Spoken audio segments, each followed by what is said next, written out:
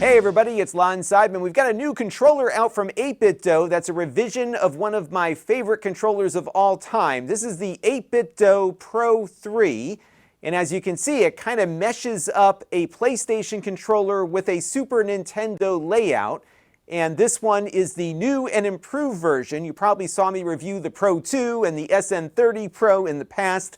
Those are the predecessors to this one. And they've gone a little more premium in this new edition now that they've got a charging dock.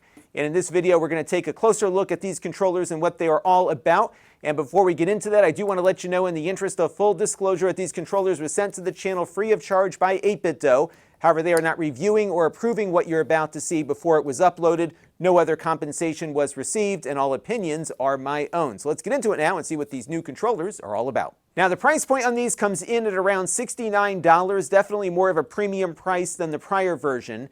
Now, these will work with the Switch, both the Switch and the Switch 2. They will also, of course, work with Windows PCs, either in X input or direct input. They're compatible with the Steam Deck, with Apple devices, along with Android devices, and of course things like the Raspberry Pi and the Mister and others should work as well, provided they support direct input or X input. So the compatibility is pretty good here, but these don't work with the Xbox or the PlayStation. Now, they have three different colors to choose from right now. This one in front is the GameCube inspired version, although it could have done with some yellow here to kind of give it a little bit more of a GameCube pop. Then they've got their traditional color layout here, which is the SNES variety here, and they have a classic Game Boy color scheme too. So they all look pretty nice and are very comfortable in the hand. They didn't do much in the way of changing this controller from the prior Pro 2. They did add, though, two new buttons at the top here that you can configure, which we'll talk about in a little bit. So it was nice to see that they didn't try to change it too much, but they've added some features and some new things that I think you all might find of interest. Now, these will connect up wirelessly. They will connect via Bluetooth or through the dongle. Now, the dongle is sitting inside of the dock here, and if you plug the dock into your computer, the controller will charge when you dock it, and then it will also work as a means of getting that wireless signal back to the computer. I use a similar 8BitDo controller on my gaming PC upstairs, and I can play on my television from across the room just by having the dock connected. Now, you can, though, take the dongle out, and you can use this on your computer with a USB Type-C port. So you have a couple of different ways to connect it up wirelessly if you choose. So that was nice to see. And there's some other surprises in here we'll get to in a minute. Now, I did do some lag testing on this a little bit earlier, and I think if you are looking for the least laggy connection, I would use the 2.4 gigahertz dongle, either directly connected or attached through the dock here. The reason why is that it has a higher polling rate, and what I did is I ran a little test where I shoot my screen at 240 frames per second with my iPhone, and I count how many frames it takes for a button push to register on screen. When I was connected up with the dongle and via direct USB-C connection from the controller, I was getting about 7 to 8 frames before that button press registered on screen, and that is among one of the faster controllers that I have tested. So the latency, either wired or wireless through the dongle, is very good on these, although on the Switch, you're looking at a much slower response rate, and that is more of a function of the Switch and its Bluetooth radio. So for example, on my Switch 2, both wired and wireless, I was getting about 20 frames before something registered on screen. And then, of course, if you are using Bluetooth on a PC or other device, your latency will vary based on the Bluetooth controller and how it's connected. So the nice thing about using the dongle here is that you could be assured of the best wireless performance if you go with that route versus Bluetooth whenever possible. But the Switch does have some latency issues just due to the nature of its hardware. Now, there are some really fun things you can do with these controllers, and you'll notice out of the gate here that they are all in the Switch layout, where the B button is at the bottom here and the A is over here. And as you can see on my Xbox controller, the A and B are reversed. Now, what you can do to get the buttons labeled properly when you are using X input mode, for example, is to go into the dock here, and they've got this little suction cup tool here.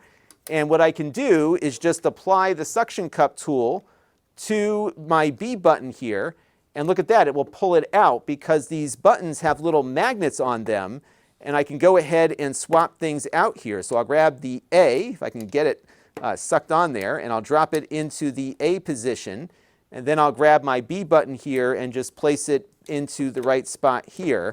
And now my buttons are reversed. Now when this is in X input mode, these buttons will align properly with the Xbox layout, irrespective of which direction you've got these buttons placed. The buttons are not going to remap when you place them, but you can get the right label now on the controller when you do that. And you'll find the little suction cup tool inside of your dock here, and they've got a nice helpful magnet here that the tool will stick to so you don't lose it. And they have some colored buttons here too. If you prefer to have faceless buttons, you can just put these replacements on. And again, these are all in the little tray here that is on the bottom of the dock. So that was pretty clever and solves a problem. For those of us who use the 8BitDo controllers on both the Switch and the PC, you can just swap your buttons around. You can also pull them out by hand, but they don't come out easily, so if you're really banging on the controller, they're not going to pop out. They're very strong magnets on here. One other thing of note on here is that you do have a switch on the bottom to change modes. So right now I've got it on the X input mode, and this will move the controller's wireless functionality to the dongle and away from Bluetooth. It will also map your buttons into the Xbox layout here.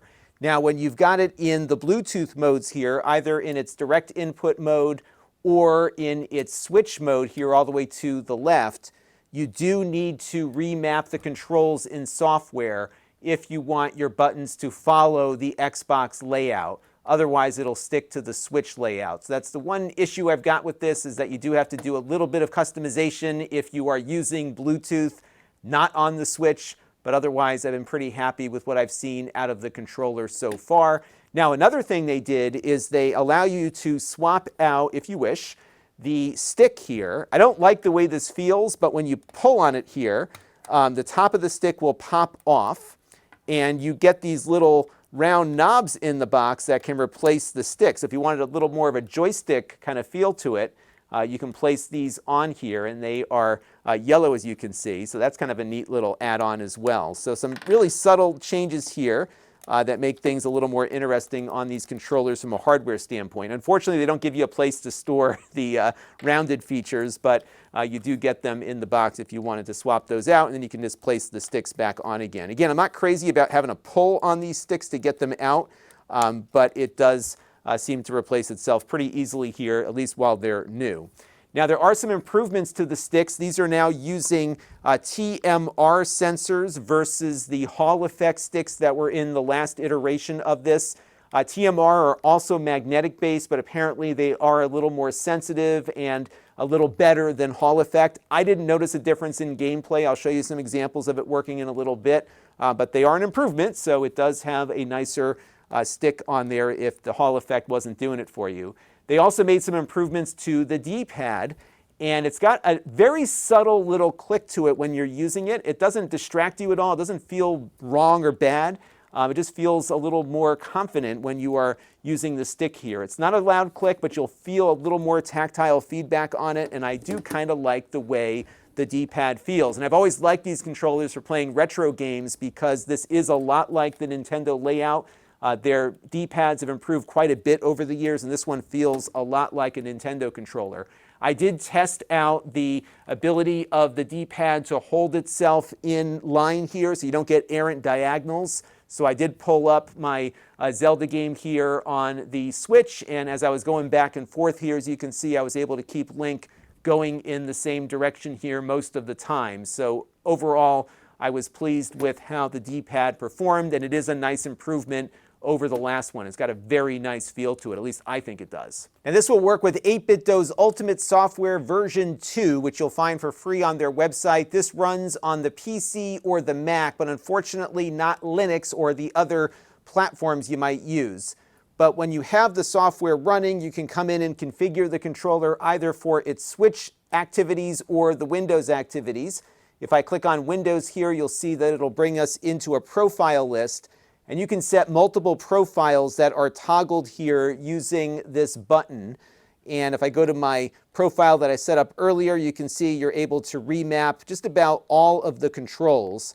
And if I go on to the back here, you can see this is where you would configure those two buttons here. So I could click on this one and have it map to any of the other buttons. So I could have it go to button A, for example. I think there's actually a way that you can map two buttons together on this too if you prefer to go that route. You can also configure the two buttons on the lower section of the controller. Right now, those are defaulted to nothing. Now, if we go over to our sticks, you can see the sensitivity of these TMR sticks. Very sensitive here. They don't move around all that much. They are very, very steady and sensitive. You can set the dead zones on these as well. So I could set a dead zone here, and I can also set another dead zone on the other end there. So you've got a lot of control. You can invert the axis on these as well if you want to do that. So you do have a good amount of control on all of this stuff. The triggers also have similar options here, so you can see how sensitive those Hall effect triggers are. And of course, we could set dead zones in both directions on this too. So lots of controls here. And again, if you wanted to revert the mapping on the Bluetooth mode, you would do that through the software here. So lots of ways to get things configured. They've got macros that you can do. So for example, if I did want to have a dual button press here, I could set that up. So we could go ahead here and do a quick recording. So I'll click on start and I'll hold both buttons down here together and release them, and that could get mapped, for example, to one of the buttons at the top. So you've got a lot of different things that you can configure on this with the software here. You can even control how intense the vibration motors are too. So lots of configuration options here. Now, as far as gameplay is concerned, I've been very happy with how the controller has been performing. What I really like is that it doesn't feel in the hand any different than the prior editions of this controller, but it does have some nice improvements here. So modern games like No Man's Sky here perform great. The sticks are really nice and smooth.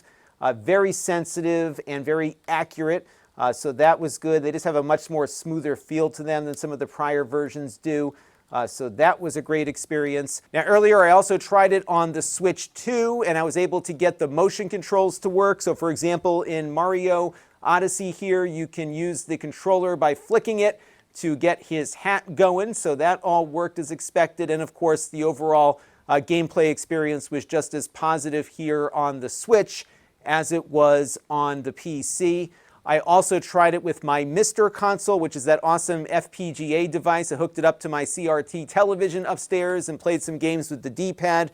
All of that went well too. I really do like the new D-pad here. It is an improvement, and it definitely felt better to play some of those classic games. And of course, you've got a nice Super Nintendo layout on here too, so everything feels very familiar while you're playing around with that D-pad. Now 8BitDo says the battery life on this is about 20 hours, but if you dock it with the cradle when you're done, you'll pretty much not have to worry about battery life on this one. So all in, a very nice improvement over the prior version, especially on the D-pad side, but it's familiar enough that if you were a fan of the old controller, I think you will move over to this one without having any real adjustments. And it is a little more expensive than the prior version, but it does offer, I think, some nice new features that make it worthy of consideration. So that will do it for this 8BitDo Pro 3 review. And until next time, this is Lon.TV. Thanks for watching.